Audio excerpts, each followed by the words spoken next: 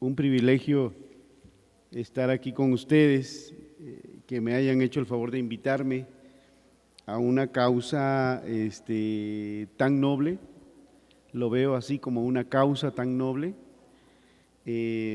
Hace tiempo en la conferencia episcopal de Medellín, que por cierto va a cumplir 50 años, se hablaba de los olvidados de los olvidados, y yo creo que en buena medida las políticas públicas y la normatividad legal en buena medida tiene una deuda con un sector, desde mi punto de vista, sumamente importante, valioso por sus aportaciones, digamos, a un mundo digno, que nos hace recordar precisamente el factor de la solidaridad y del apoyo entre nosotros. Esa parte humanista me parece muy interesante.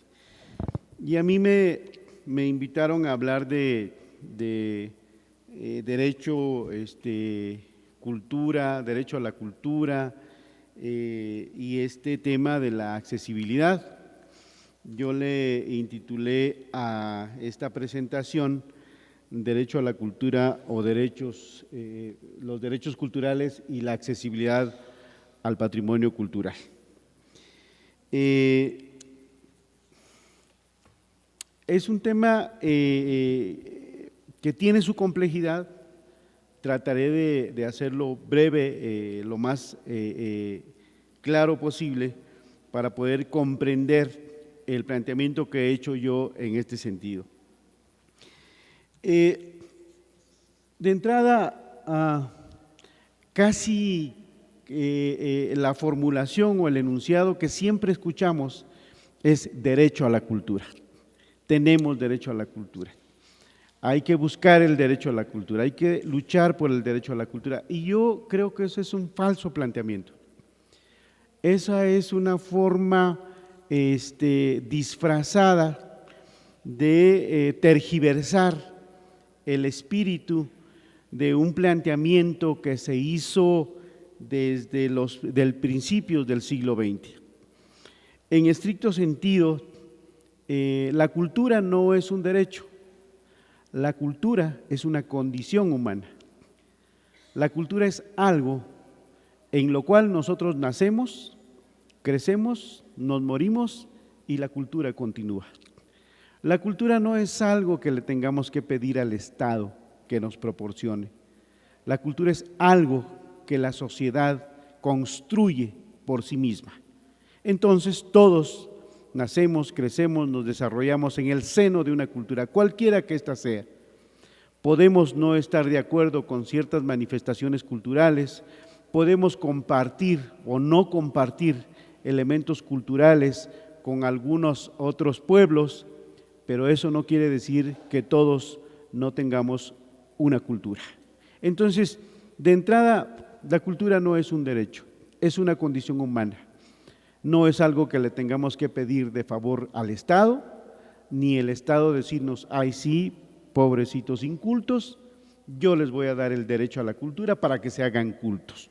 Entonces, mientras no ejerzamos el derecho a la cultura, la deducción lógica sería que somos una bola de incultos, y eso es inaceptable antropológicamente hablando. Hace unos días discutíamos con un compañero muy destacado del Instituto de Investigaciones Jurídicas de la UNAM, y él decía que el enunciado derecho a la cultura, él no lo descartaría. Y le dije, bueno, yo tampoco, nada más que depende qué querramos decir con ese tema del derecho a la cultura. Pero de entrada, el enunciado en su origen es un enunciado falso. Pero ¿cómo se da esta polémica en nuestro país? La polémica fundamentalmente empieza cuando empieza este siglo XXI, finales del siglo XX, principios del siglo XXI, cuando empezamos a tener noticia de que había habido países como España, como Uruguay, como Guatemala, Colombia, que habían hecho cambios a su constitución y en la constitución habían incluido, decían ellos, el derecho a la cultura. Y efectivamente en estos países se incluyó en la Constitución el enunciado, el derecho a la cultura. Sin embargo, cuando se empezó a plantear en nuestro país, se hizo una pregunta fundamental en el sentido de qué queríamos decir con el derecho a la cultura. Y entonces fue cuando empezó a complicarse el asunto, porque no se sabía exactamente qué se quería decir con el enunciado derecho a la cultura.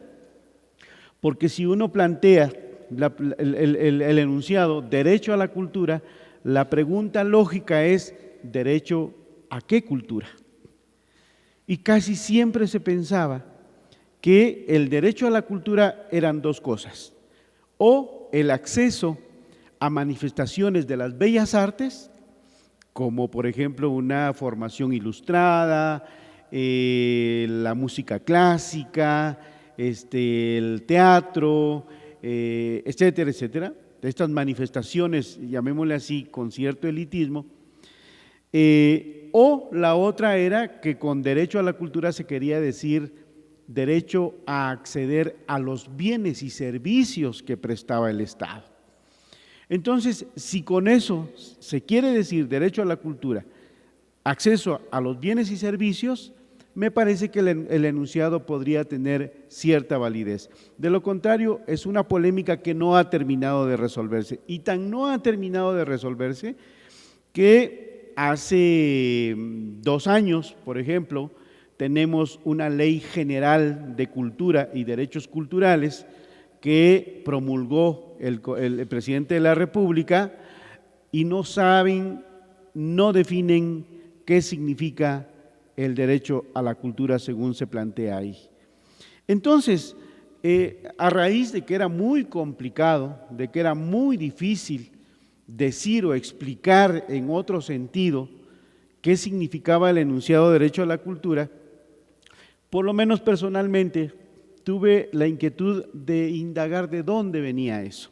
No les voy a contar la historia porque es una historia muy larga, pero lo único que les voy a decir en este momento es que el enunciado derecho a la cultura surgió de una interpretación errónea proveniente de algunos teóricos de Sudamérica que al leer los instrumentos de derecho internacional, entiéndase la Declaración Universal de los Derechos Humanos, el Pacto Internacional de Derechos Civiles y Políticos, el Pacto Internacional de Derechos Económicos, Sociales y Culturales, la Carta de la Organización de los Estados Americanos, etcétera. Todos los instrumentos de derecho internacional nunca hablan del derecho a la cultura. Hablan, por ejemplo, fundamentalmente de que toda persona tiene derecho a participar de la vida cultural de su comunidad, pero eso no significa derecho a la cultura.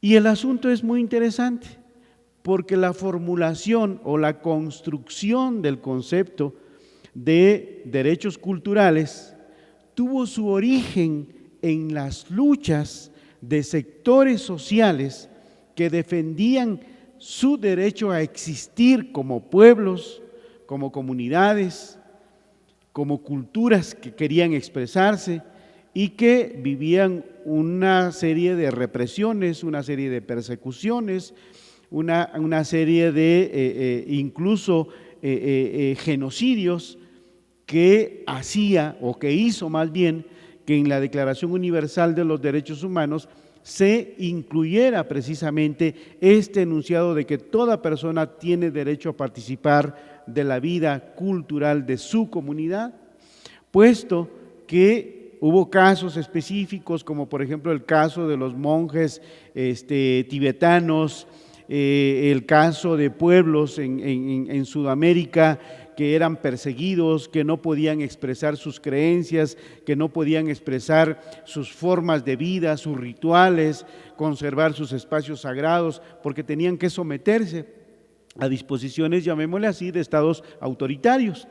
Entonces, a partir de ahí, empezó a construirse este enunciado de los derechos culturales.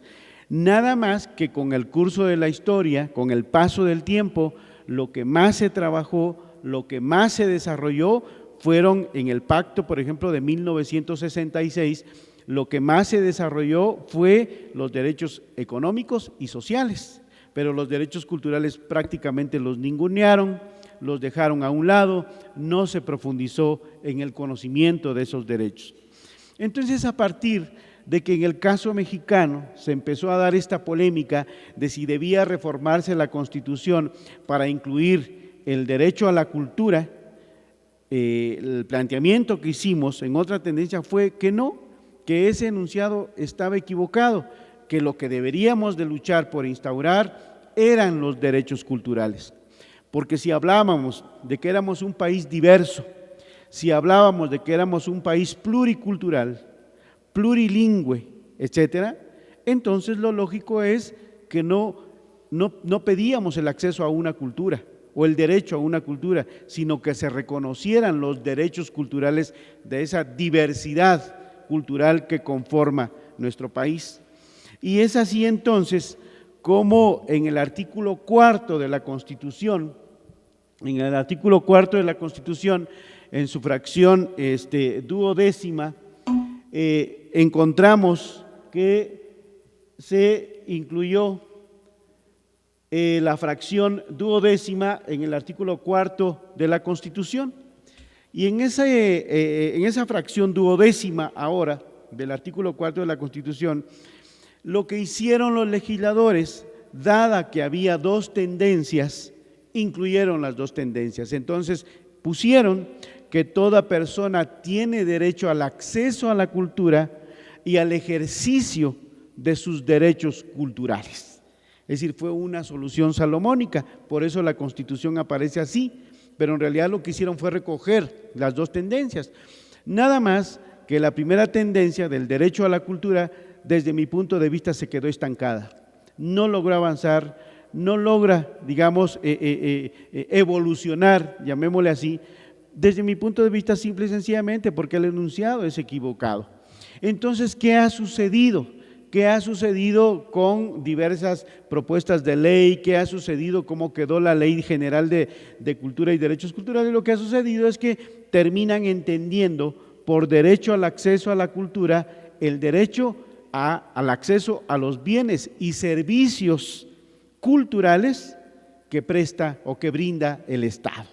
Es decir, entonces en términos generales el derecho a la cultura quiere decir eso, no es que tengamos un derecho a una cultura determinada, sino el derecho a acceder a los bienes y servicios que presta el Estado en esta materia. Y en ese sentido, entonces el desafío es tener conocimiento pleno de cuáles son esos bienes y servicios que brinda el Estado. Por otro lado, posteriormente fue, por ejemplo, la reforma constitucional del artículo 4 que incluyó el acceso a la cultura y los derechos culturales, fue en el año 2009 y no fue sino hasta el año 2015, finales del 2015, cuando se promulgó la Ley General de Cultura y Derechos Culturales, que emerge precisamente de este artículo 4 en su fracción duodécima. Esta Ley General de Cultura y Derechos Culturales, en su artículo 2, se propone, dice esta ley, establecer los mecanismos de acceso y participación de las personas y comunidades a las manifestaciones culturales. Primero, dice establecer los mecanismos de acceso y participación de las personas, todas, sin distinción alguna. El problema es que la ley no incluyó ningún mecanismo. Dice que su preocupación fundamental es establecer los mecanismos, pero no estableció ningún mecanismo. Entonces no sabemos cuáles son esos mecanismos todavía. Es un desafío todavía hacia adelante pensar en cuáles son esos mecanismos. Primera cuestión, la fracción segunda del artículo 2 de la Ley General de Cultura y Derechos Culturales. En la fracción 4 de esa misma ley, dice también que se propone, tiene como objetivo garantizar el disfrute de los bienes y servicios que presta el Estado en materia cultural, lo que les decía hace un momento. Eso termina siendo el derecho al acceso a la cultura. Y dice, voy a garantizar el disfrute de los bienes y servicios que presta el Estado en materia cultural. Pero no establece ningún mecanismo garantista, no establece ninguna forma que garantice justamente el disfrute de los bienes y servicios que presta el Estado. Es decir, hasta ahorita llevamos buenas intenciones, llevamos meros planteamientos enunciativos, pero nada que nos haga tener herramientas para exigirle al Estado que cumpla con esa obligación. Uno se preguntaría entonces si en el caso del primer enunciado, que es el derecho al acceso a la cultura, no hay avance, no hay gran avance, es buen deseo, es enunciativo. ¿Qué pasa con el otro tema de los derechos culturales? Porque también los incluye, la ley se llama Ley General de Cultura y Derechos Culturales. Entonces uno se pregunta qué y cuáles son los derechos culturales. Y entonces uno busca una definición legal de los derechos culturales y una de dos, o encuentra que la ley dice que los derechos culturales son aquellos que están reconocidos en la Constitución y los tratados internacionales. Y entonces uno busca en la Constitución una parte donde nos diga son derechos culturales tal, tal y tales, y no existe.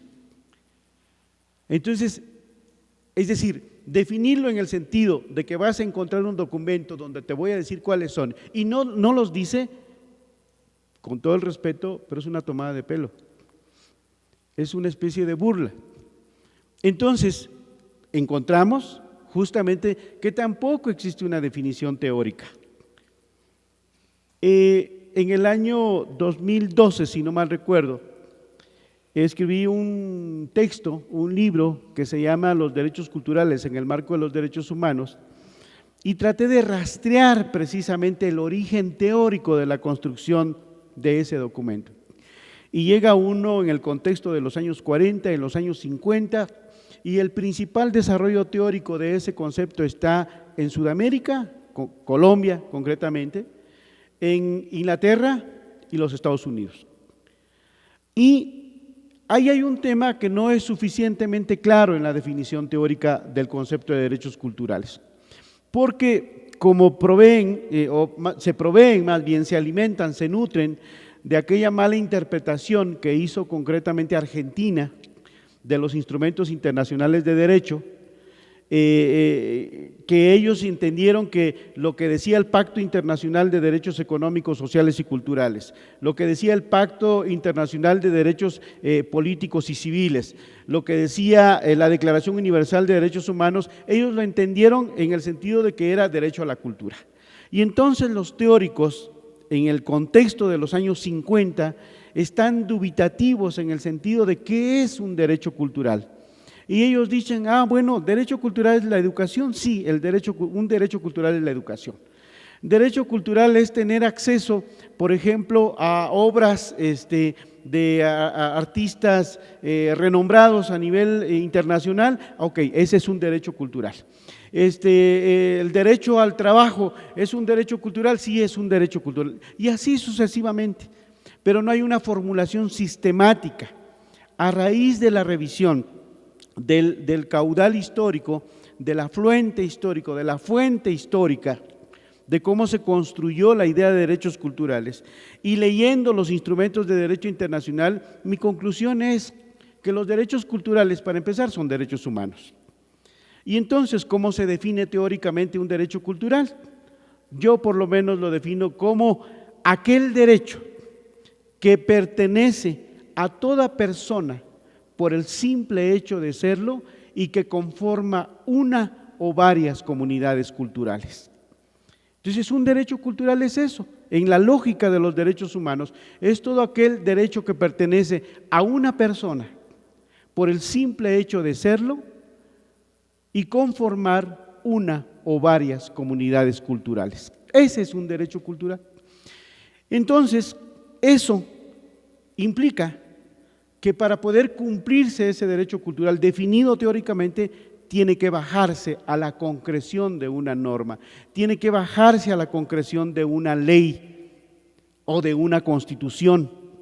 Y en ese sentido, entonces, encontramos que el título 2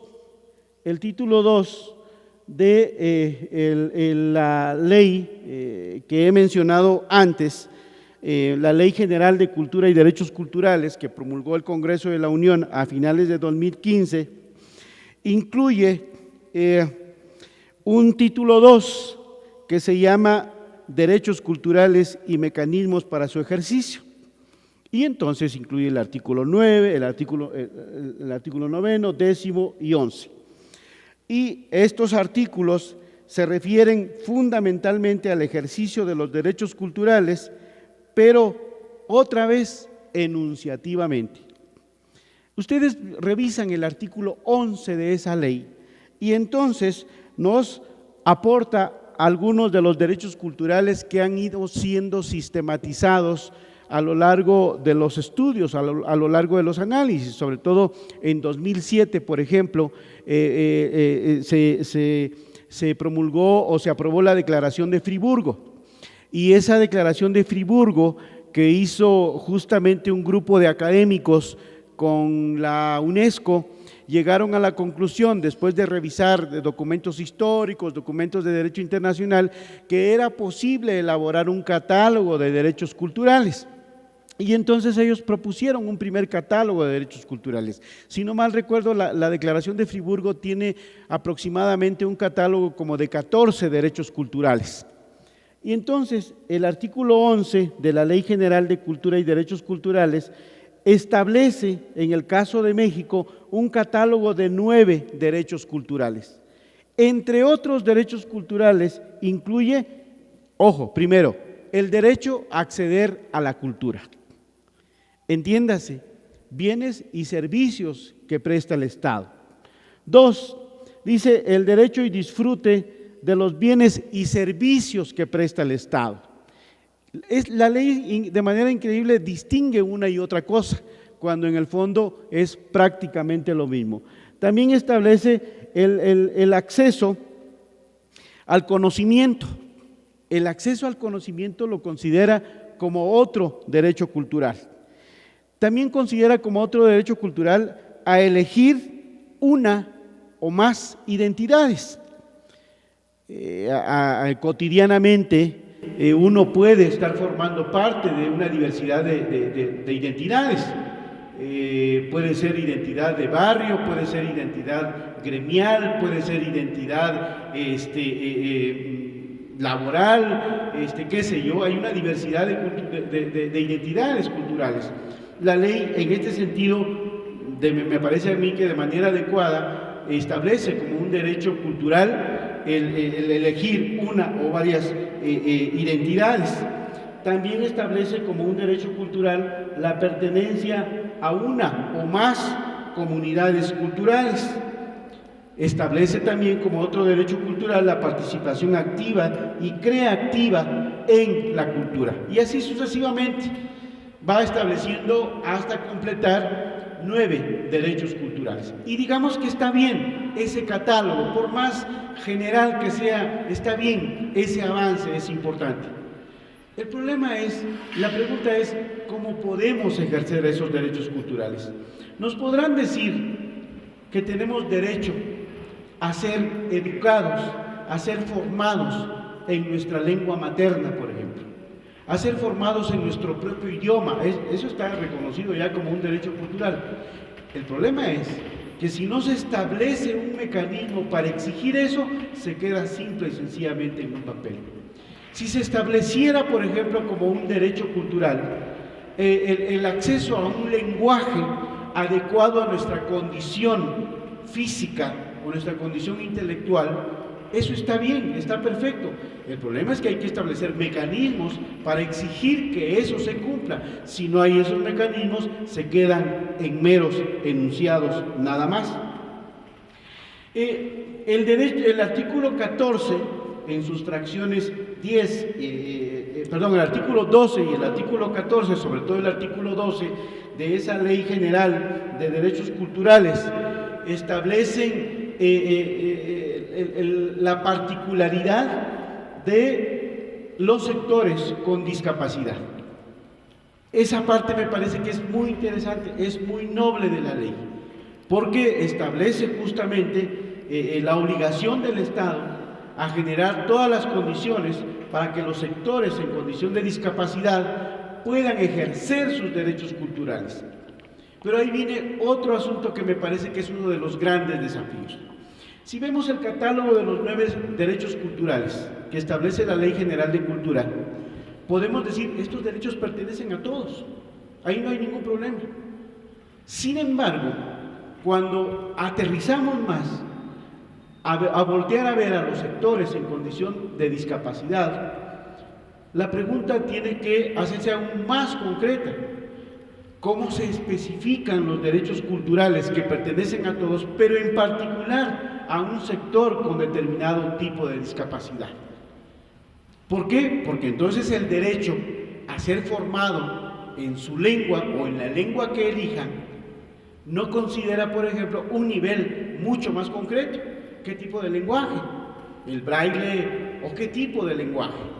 Y ahí hay un desafío precisamente para quienes trabajan con estos sectores. ¿Por qué? Porque el desafío es desdoblar ese catálogo de 9 derechos culturales, desdoblarlo en esos derechos culturales que son parte de los sectores en condiciones de discapacidad, tomando en cuenta a su vez que la discapacidad es un concepto que evoluciona, pero al mismo tiempo es un concepto y una realidad que se adapta a una diversidad. Es decir, la condición de discapacidad implica a su vez una diversidad propia, porque no es lo mismo alguien con una discapacidad en una población rural indígena que alguien que está en un contexto urbano, o que alguien que tiene cierto acceso a una tecnología, o alguien que de plano está en condición completamente de vulnerabilidad en calle, por ejemplo. Entonces ahí todavía es mucho más preciso, y eso lo tenemos, no lo tenemos para nada.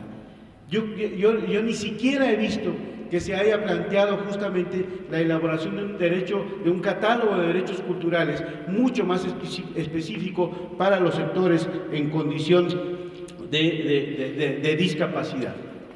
Y entonces, después de ver, digamos, esta parte de la Constitución, de la legislación, en el caso mexicano, nos aproximamos a la Convención sobre Derechos de las Personas con Discapacidad.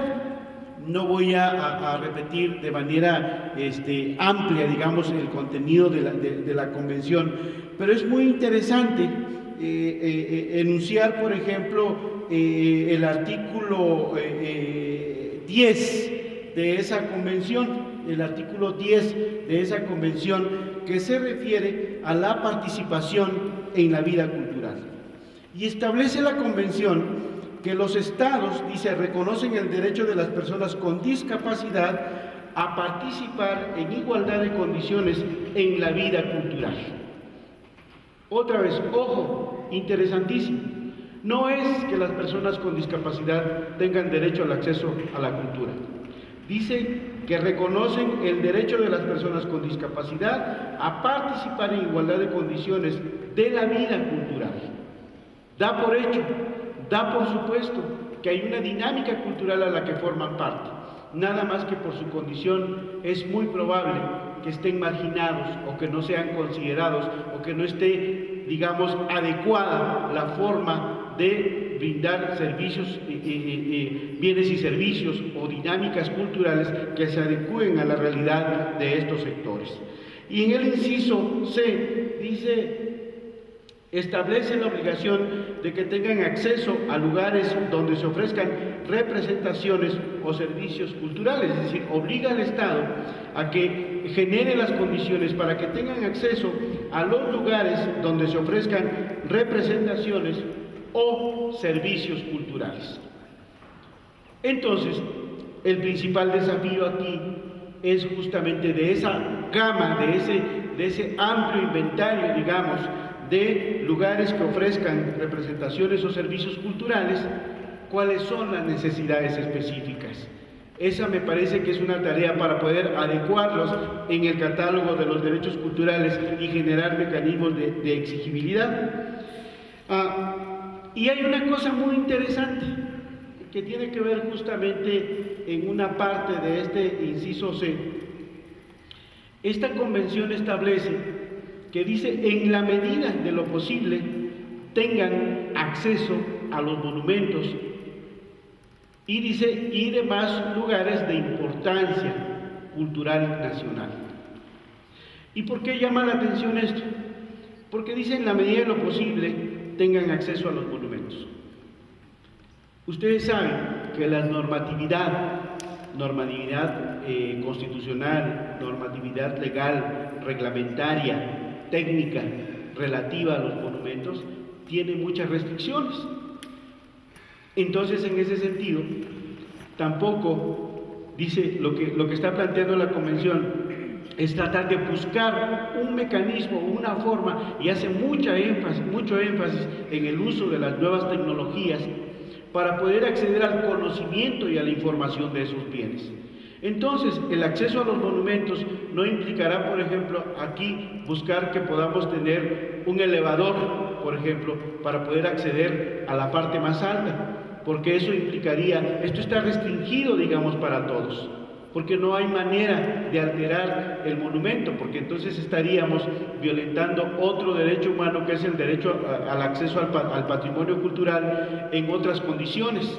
Entonces, eso es muy importante tenerlo en cuenta, porque ha sido un desafío, sobre todo, ver la manera como el contenido, la información que hay en este lugar puede, mediante el uso de la tecnología, hacerse accesible, digamos, a los sectores en condiciones de discapacidad o en condiciones de vulnerabilidad total. Me parece que esta parte de la Convención es muy importante en este sentido, porque está señalando, por un lado, la obligación del Estado de generar las condiciones para que se pueda acceder a los lugares en donde se ofrecen servicios culturales, pero por otro lado dice, en el caso de los monumentos, en la medida de lo posible, búsquese que sea accesible sin contravenir otro derecho cultural, otro derecho humano a acceder al patrimonio por parte de todos. Por otro lado, la Ley General para la inclusión de las personas con discapacidad, la Ley General, que se supone que es la base general que obliga a los 3 niveles de gobierno, en el caso de México, retoma muchos planteamientos de la Convención, retoma los conceptos, el concepto de accesibilidad, que por cierto, la Ley General de Cultura y Derechos Culturales que les he comentado, establece un concepto que es el concepto de accesibilidad universal. Y francamente, digo, ustedes me corregirán, pero yo busqué el concepto accesibilidad universal y no existe. No sé de dónde lo sacaron o qué quisieron decir, pero como no tengo el don de la traducción, entonces me quedo nada más con la duda, y en ese sentido incluso fueron más allá de la Convención, pero no lo definen. Entonces, en el caso de la ley retoma conceptos de la Convención, como el concepto de accesibilidad, ajustes razonables, ¿no? que dice que debe este ajuste razonable debe ser de origen, mediante el diseño de bienes, digamos, de espacios que no tengan que implicar adaptación posterior. El concepto de discriminación por motivos de discapacidad incluye el concepto de política pública, en el cual mediante planes, programas que preste la autoridad o que desarrolle la autoridad, se generen todas las condiciones para poder atender a todos los sectores sociales, en especial a los sectores en condición de discapacidad. Esto es muy importante, el concepto de política pública. Por ejemplo, la ley de planeación, que a su vez deriva del artículo 26 de la Constitución, establece justamente que la planeación debe ser democrática y deliberativa. Es decir, que en la construcción de la planeación del desarrollo de nuestro país tenemos que participar todos los sectores. y tenemos que deliberar, tenemos que discutir lo que se está planteando. Yo creo que habría que exigir de manera muy concreta en el ámbito de la cultura y desde luego en el ámbito general, que los sectores en condición de vulnerabilidad, en condición de discapacidad, pudieran tener mecanismos expresos, específicos de consulta y establecer una garantía de que se tome en consideración, porque si no, de otra manera las políticas públicas van a quedar todavía muy restringidas, no van a avanzar justamente en la idea de su diseño, de su planeación. Entonces, esta ley establece un capítulo 8 que se llama Deporte, Recreación, Cultura y Turismo, y tiene en su artículo 25 establece que será la Secretaría de Cultura la que promoverá el derecho de las personas con discapacidad a la cultura. Fíjense ustedes la diferencia entre el enunciado de la Convención y la diferencia entre el enunciado de nuestra legislación. Mientras la Convención dice que las personas en condición de discapacidad tienen derecho a participar de la vida cultural de su comunidad, esta ley dice que la Secretaría promoverá el derecho de las personas con discapacidad a la cultura, como si las personas con discapacidad fueran incultos, como si fueran una bola de ignorantes en el ámbito cultural. Es distinto el enunciado. Pero bueno, digamos que si por derecho a la cultura estamos entendiendo el derecho a los bienes y servicios, es una cosa distinta, pero no lo aclara, no lo dice. Dice, el desarrollo de sus capacidades artísticas y la protección de sus derechos de propiedad intelectual para tales efectos realizará las siguientes acciones. Vamos a la fracción 2, dice, impulsar que las personas con discapacidad cuenten con facilidades para acceder a bienes y servicios culturales. ¿Y qué pasa si una dependencia no establece, no impulsa, digamos? Pero para empezar, el verbo impulsar. ¿Qué significa impulsar?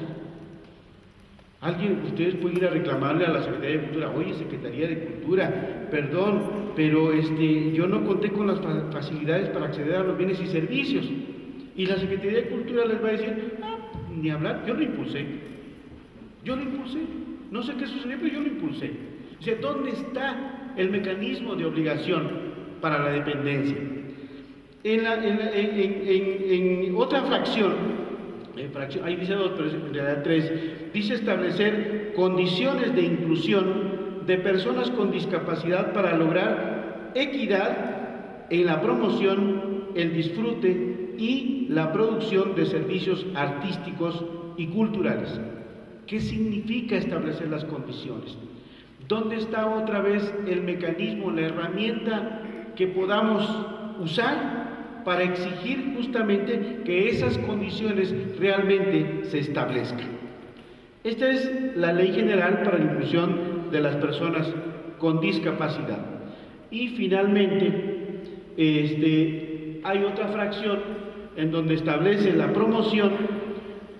Dice promover las adecuaciones físicas y de señalización necesarias para que tengan el acceso a todo el recinto donde se desarrolle cualquier actividad cultural. Tendría que haber necesariamente, como parte de las políticas públicas, tendría que haber un programa permanente de adecuaciones físicas y de señalizaciones necesarias.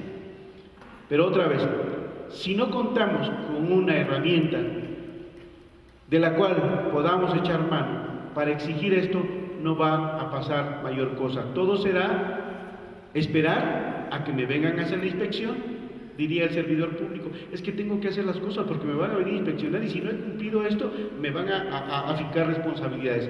Yo creo que esa no tendría que ser la lógica. La lógica tendría que ser que haya un programa permanente de adecuaciones físicas y de señalización para que tengan acceso las personas en condición de discapacidad para acceder al recinto donde se desarrolle la actividad cultural. Creo que el tema no es solo una rampa, por ejemplo. El tema no es solo una parte introductoria a donde pueda accederse a un determinado tipo de lenguaje. Tiene que ser una estrategia sistemática que forme parte de un programa permanente de adecuaciones físicas. Para no aburrirlos más, quisiera plantearles algunas conclusiones. Primero, me parece que el derecho a acceder a bienes y servicios culturales puede aceptarse como parte del enunciado del derecho al acceso a la cultura. Si por derecho al acceso a la cultura estamos entendiendo derecho a acceder a bienes y servicios culturales, podemos seguirlo usando sin problema. Pero si cuando decimos derecho al acceso a la cultura, estamos diciendo que estamos esperando que la cultura nos caiga de la voluntad de papá Estado, estamos equivocados, estamos perdidos en ese sentido. 2. La accesibilidad tenemos que verla, tenemos que asumirla como uno de los derechos culturales fundamentales para los sectores en condición de vulnerabilidad. Fundamentalmente cuando se vive algún ámbito, algún nivel de discapacidad. La accesibilidad tiene que incluirse así tal cual al catálogo de los derechos culturales a cualquier nivel, sea federal, sea estatal, sea municipal. La Convención para las Personas con Discapacidad, de los derechos para las personas con discapacidad, establece matices para el caso del acceso a los monumentos. Yo creo que es algo que tiene que comprenderse en el sentido de que el monumento es un documento y la alteración de un documento significa la ruptura de esa fuente de conocimiento. Sin embargo, eso no quita que la autoridad por todos los medios busque acceder al conocimiento que se tiene de un monumento, dadas las restricciones que tienen en su normatividad. 4. La Ley General para la Inclusión con Personas con Discapacidad retoma el espíritu y el contenido de la Convención, adaptándolo a necesidades propias. Y en este sentido establece, como lo señalé antes, que la Secretaría de Cultura será la autoridad responsable a nivel federal para implementar políticas públicas. Pero hasta ahorita todo es de carácter enunciativo. Y aquí vinculo un instrumento que me parece que es muy interesante y que sobre todo quienes viven en la Ciudad de México tienen que conocer, porque aquí se supera el carácter meramente enunciativo, y lo planteo en la conclusión número 5. Dice que en general tenemos carencia de mecanismos para la exigibilidad del derecho cultural a la accesibilidad. Si ustedes revisan una ley reciente que se publicó en enero de este año, que es la Ley de Derechos Culturales para los habitantes y visitantes de la Ciudad de México, esa ley realmente es novedosa.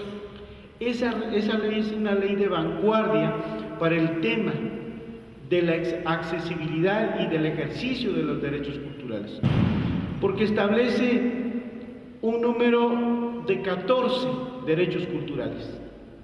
Va más allá de la ley general que aprobó el Congreso de la Unión. Establece un catálogo de 14 derechos culturales, pero además establece una instancia que se va a encargar de recibir las quejas cuando se viole un derecho cultural. Por ejemplo, si la accesibilidad es considerada como un derecho cultural y alguna autoridad no le está cumpliendo, se crea una instancia a donde se puede presentar una queja, y esa instancia está obligada a buscar a la autoridad y hacer que cumpla con su obligación. Y para eso establece mecanismos de queja. Esta instancia que crea esta ley se llama el Instituto de los Derechos Culturales de la Ciudad de México. Y entonces un particular puede ir al instituto y presentar su queja, argumentando por qué se está violando su derecho cultural. Y ese instituto tiene que procesar la queja hasta satisfacer el derecho de la quejosa, de la persona quejosa. Si es que no fuera así, tiene incluso la posibilidad de acceder a órganos del Poder Judicial. Puede presentar su queja ante la Comisión de Derechos Humanos y entonces recibirá apoyo, recibirá ayuda para que presente la queja en caso de que se viole su derecho a la accesibilidad, por ejemplo, o cualquier otro derecho cultural.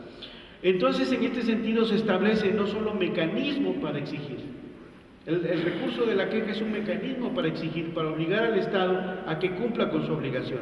¿Pero ante quién? Ante el Instituto de los Derechos Culturales. Y si el Instituto de los Derechos Culturales no resuelve, está la Comisión de Derechos Humanos de la Ciudad de México. Y si la Comisión y el Instituto no resuelven, están las instancias judiciales ante quienes puede acudirse para exigir que se cumpla. Estos mecanismos, desde mi punto de vista, no es que nos vayan a resolver la vida. Sabemos cómo funciona la Procuración de Justicia, sabemos cómo operan muchas de nuestras instituciones. A veces no es mala voluntad, simple y sencillamente a veces es ignorancia, es torpeza, es carencia de recursos, lo que ustedes quieran. Sin embargo, si estamos en un contexto de cumplimiento de los derechos humanos, tenemos que hacer que estos se cumplan hasta generar precisamente todo un proceso de formación. Y en este sentido, la legislación, la Ley de Derechos Culturales de la Ciudad de México es interesante también. ¿Por qué? Porque vincula el tema de los derechos culturales con el sistema educativo. O sea, si esto no llega a la formación educativa, si esto no llega a las escuelas desde niños, desde pequeños y atraviesa todo el sistema educativo, no vamos a cambiar justamente, digamos, esta expresión cultural de la marginación, de la discriminación de sectores en condiciones de discapacidad. Creo que este elemento también es fundamental porque tenemos que generar los espacios y los procesos educativos para lograr ir transformando conductas no solo de la autoridad, sino de la sociedad en general. Y me parece que como una conclusión final, podemos plantear que es importantísimo, es fundamental que las instituciones elaboren propuestas de implementación utilizando todos los mecanismos tecnológicos y viabilidades físicas para adecuar la aplicación, el cumplimiento de los diversos derechos culturales. Es decir, entonces, en ese sentido, en el ámbito de las políticas públicas, es fundamental, es importantísimo contar con un mecanismo específico de los sectores en condición de discapacidad o de vulnerabilidad para que puedan aportar a la construcción de un plan, de un programa sistemático a nivel federal, a nivel estatal, a nivel municipal, para la elaboración de las necesidades y por ende de lo que serían los catálogos de derechos culturales desdoblados para las personas en condición de vulnerabilidad o en condición de discapacidad. En este sentido, pues, me parece que solo así tiene sentido el asunto de los derechos culturales, y esto, que si lo utilizamos en el sentido que he planteado del derecho a la cultura, puede ser útil, puede ser un mecanismo para exigir el cumplimiento de nuestros derechos. Pues muchas gracias.